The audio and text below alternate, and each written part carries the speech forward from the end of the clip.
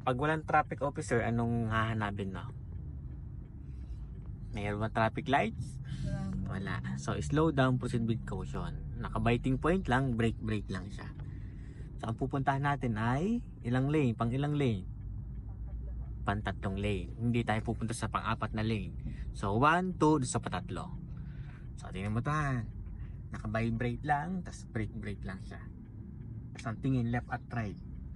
So, pag wala na nadaan dito, pwede ka na bumaba. Kasi hindi mo siya makaka-forward dyan. Kasi pa nga, nakaharang na tayo. Lapit ng konti. Tingin dyan. Okay. Tingnan mo nga, meron pa rin papasok. Biting point. Tanggal ang brake mo. Buhay makina. Vibrate, tanggal ang brake. Kalahati lang si clutch. Tingin ka dito. Tingin ka dito sa right. Balik mo na. Mamaya ulit ang isa. No, ang tingin na no. Ang isipin mo yung sasakyan. Kung may naabusina, hayaan mo siya. Basta ang isipin mo yung sasakyan mo nasa loob ng lane. Gas ka na, second gear mo na siya.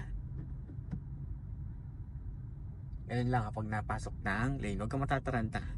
Relax lang. Kasi pag kinataranta, ikaw ay nagmadali, tayo hindi pa sanay sa manobela, lalo kang sasabit sa kanila. Kasi ang normal lang sa mga nag-aaral na pag may nabusina ay bibilisan at baka magagalit na sa likod, lalo kang matataranta doon, lalong sasabit. Kaya tandaan mo, isipin mo lang, bahala kayo maghintay dyan.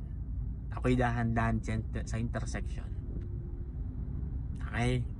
Tapos isipin mo yung pupuntahan mo. Yung sasakyang kung saan talaga pupunta. At saka ka magagas kapag straight na yung manabela mo. Napa-manual o matic, yan ay natakbo ng kusa.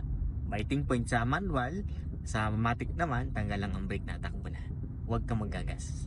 Saka na maggas kapag sanay na sanay na.